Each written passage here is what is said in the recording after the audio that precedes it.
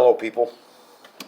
I finished a book, The Massacre in History. This book was not great.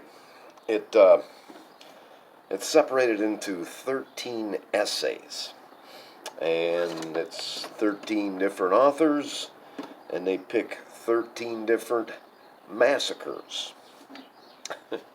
Uh, every one of the authors goes into this kind of convoluted definition of a massacre, but I guess one of the things that they all have in common is it's not even a number of people that get killed, because some of these massacres are relatively small, but it's that the people being massacred are pretty much powerless, and the people that do the massacring, have this overwhelming force that they are able to exert on these people. There's a lot more to it than that, but this was not a great book. There was only a couple of authors in here that even made their essay into what I would call a coherent story. Some of these, I'm going to get to one where literally the 20 pages that is devoted to this. This is about a massacre in Brazil. The 20 or so pages that are devoted to this in the book, there is one paragraph that talks about, how the massacre actually occurred, what the hell happened, and that's kind of what I'm interested in is what happened. Tell me what happened. Sure, I'm interested in why it happened and the socio-economic reasons behind that, but don't do 99.9% of what you write about why it happened.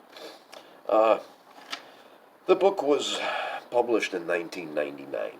It's 280 pages, and thank the literary gods that part of that 280 pages, they put the notes in this book at the end of each one of the essays. So each essay has, maybe 4 pages of notes at the end of it. I don't read the notes unless I'm really interested in it. This book, I didn't read any of the notes.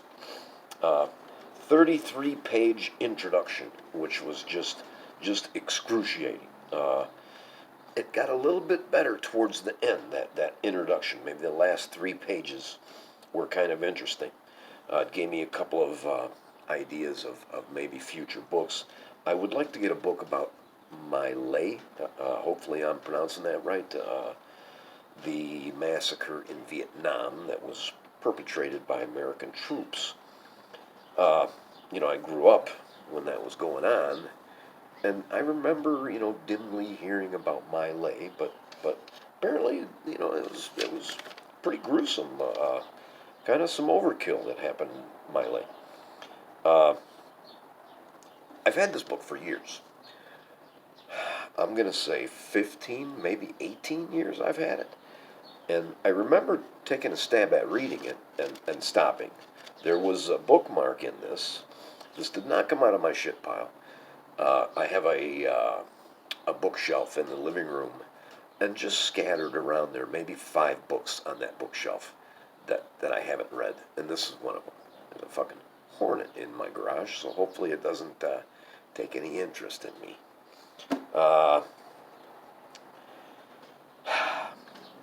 Second paragraph, page 53. There's a little bit of reading I'm going to do.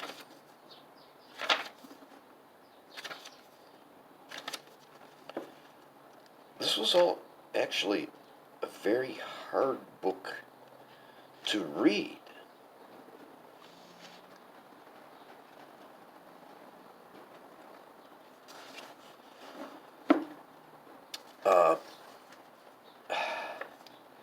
I always had to have 2 hands on this book.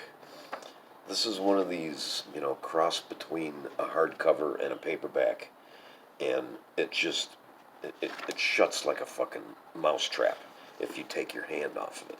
There's no way you can prop this book anywhere. and have the thing stay open for you to read it. This is a two-handed book. Uh, what have the dramas and popular pageants, the carved pulpits and the painted chapel walls considered in this paper to do with the massacre in history? They are not evidence of how massacres actually looked, for they are not based on the real thing but on fantasies, God's plan for man's salvation, and men's desire for women's subordination. Yet this does not negate their value to historians, for the visual culture of the period intersects with all the other areas of cultural activity, including war. Medieval art and drama may not tell us how massacres looked, but in their fantasized association of sex, violence, race, and religion, they may tell us something about why massacres happen. That's kind of how this book is written. Uh, the first essay was on this massacre of the innocents. It's a biblical thing. Herod, comes out and says all the children have to be killed, and nobody really knows how or whether that even happened in the first place. Uh, something that I found later on, which I thought was interesting, associated with that massacre of the innocents, was this figure of 144,000. That was supposed to be how many kids were killed. And I believe that these people that think there's going to be this rapture thing, I believe they think that it's going to be 144,000 people that are like magically lifted up in the air. So maybe that's where they got that stupid number from. Uh, Another of the essays is about this massacre of conversos in Cordoba in Spain. This is in Spain. It's in 1473. A converso is a former Jewish person that has converted to become a Catholic.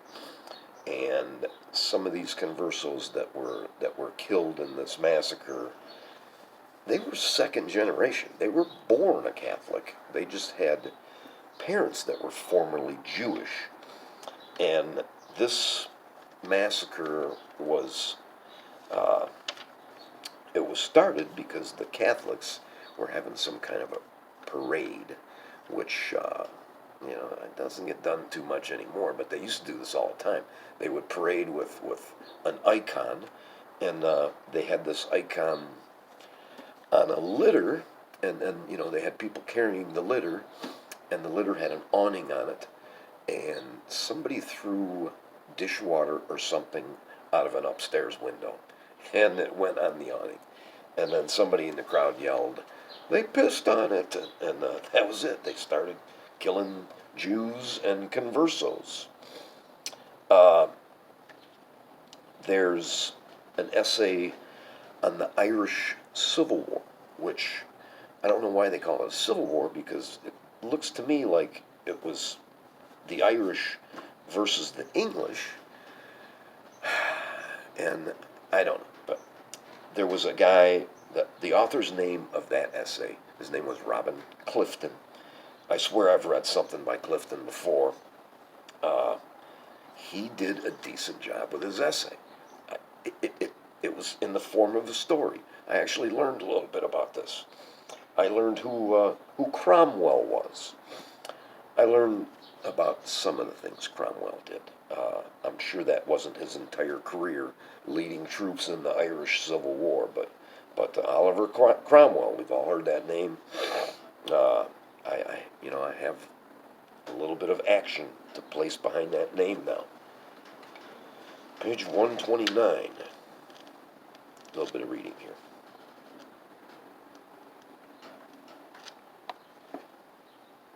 Fourth paragraph.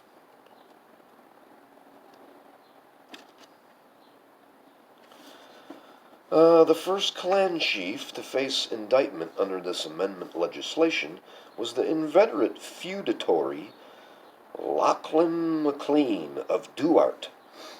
During 1588, he so objected to the prospect of John MacDonald of, I'm not going to even try and pronounce some of these names, becoming his stepfather, that he murdered 18 followers of MacDonald after their wedding party had retired for the night. Only the pleas of his mother spared the stepfather, who was subsequently tortured and incarcerated. McLean of Duarte also commissioned 100 Spanish troops who were shipwrecked on the breakup of the Armada. That's why I put, that's why I marked off this paragraph, because a little bit of historical perspective, everything is all connected. I had just finished that book, I don't know, maybe a month ago, about the Spanish Armada that just did this stupid ass. They sailed up the English Channel, and their fucking boats, they couldn't even control them, and some of them, instead of going back down towards Spain, they actually sailed around England, and they're on the other side of England, and they got fucking shipwrecked over there, and it was just a giant disaster. But I don't remember this from the book on the Armada. But so these people they're press ganging shipwrecked Spanish troops. The Highlands of Scotland. That's what this was about. Just clan warfare. That's what it was. The fucking people were like living in fucking caves and shit. Just barely, they had only recently learned to walk on two legs.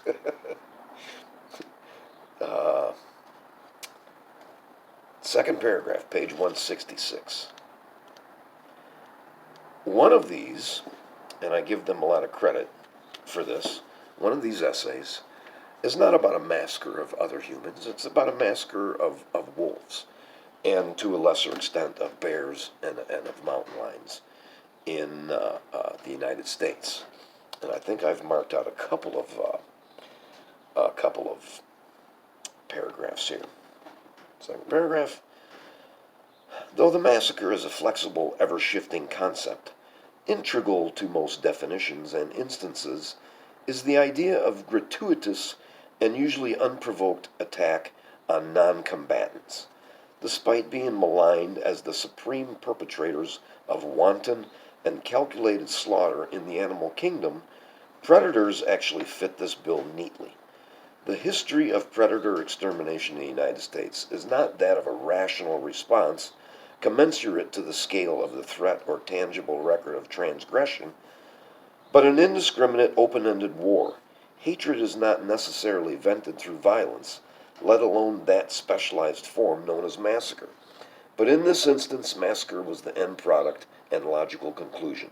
The organized, systematic killing of predators was sanctioned by the wider community, and its objective was not simply control, but complete eradication, thus surely making it the quintessential type of massacre. Second paragraph, page 174.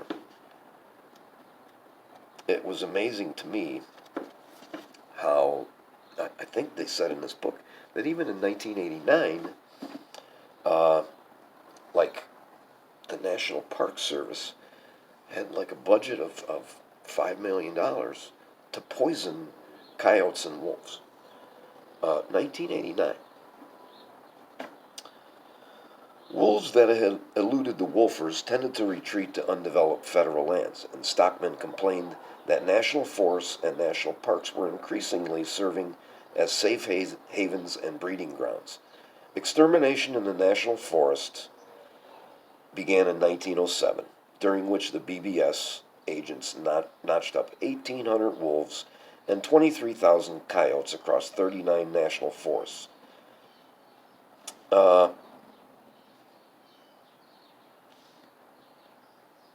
I'm not going to read the rest of that. They used poison, dogs. It's just incredible what they did. Actually incredible. One of the essays was about this massacre in Brazil in the 1890s. It was like a religious community. It reminded me of Waco. Page 188.